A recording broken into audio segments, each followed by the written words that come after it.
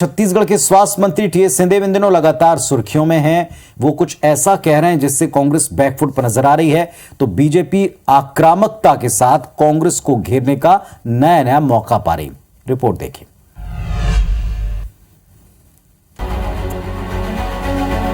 प्रदेश के स्वास्थ्य मंत्री टीएस सिंहदेव अपने बयानों को लेकर अक्सर सुर्खियों में रहते हैं। उनकी नाखुशी, उनकी नाराजगी उनके बयानों से अक्सर जाहिर होती रही है। सिंहदेव के बयानों से कांग्रेस पार्टी असहज और बीजेपी खुश नजर आती है। सिंहदेव ने सोमवार को फिर एक बयान दिया।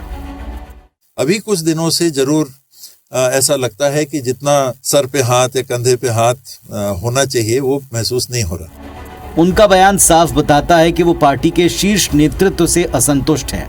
बयान सामने आ चुका है, इसीलिए कांग्रेस पार्टी डैमेज कंट्रोल में लगी। टीएस सिंहदेव बहुत वरिष्ठ नेता हैं कांग्रेस के, और मैं समझता हूं उनकी पारिवारिक पृष्ठभूमि को भी अगर आप देखेंगे तो कांग्रेस की विचारधारा और कांग्रेस के लिए समर्पित वो पूरा परिवार है।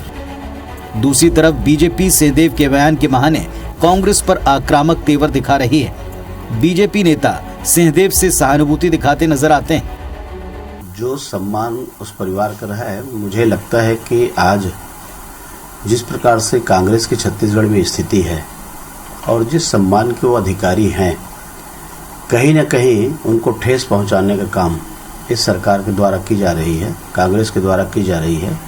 कहीं न कहीं दिल से अपमानित महसूस या फील ये करते हैं कि शायद कांग्रेस को उनकी आवश्यकता नहीं है।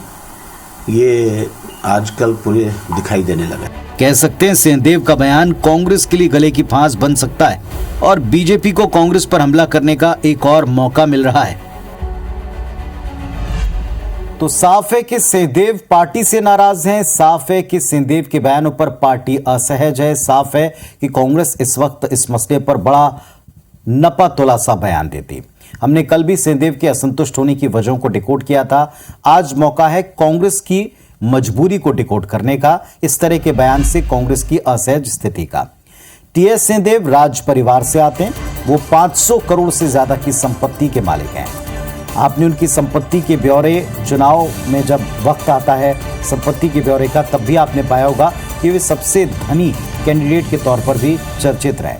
टीएस सिंहदेव को लोग राजा जी या राजा साहब कहकर बुलाते हैं और टीएस बाबा कहकर उन्हें प्यार से, स्नेह से उनके तमाम लोग बुलाते हैं। टीएस सिंहदेव सरगुजा समेत पूरे प्रदेश में लोकप्रिय हैं। झीरम घाटी हमले में महेंद्र कर्मा, नंद कुमार पटेल, विद्याचरण शुक्ल जैसे दिग्गज खाटी कांग्रेस नेताओं की हत्या के बाद टीएस सिंहदेव कांग्रेस के एक बड़े स्थापित नेता के तौर पर उभरे।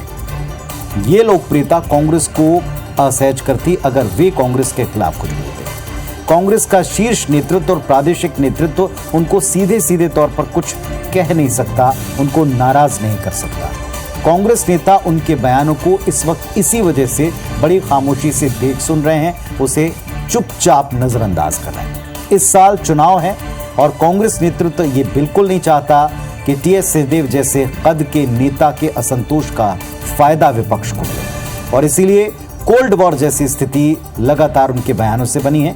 एक बात और जो स्पष्ट तौर के ऊपर दिखाई पड़ी है कि जब पिछली बार दिल्ली में सारा प्रकरण हुआ था, इसके बाद से इंतजार किया जा रहा था राहुल गांधी के रायपुर आने का, और उनके आने के बाद जब संभवतः जो अंतिम उम्मीद थी उसे टूटने के बाद से उनके बयानों में और मुखरता और टीस और पार्टी को घेरने जैसी स्थितियां दिखी हैं जो कांग्रेस को ज्यादा असहज कर रही हैं।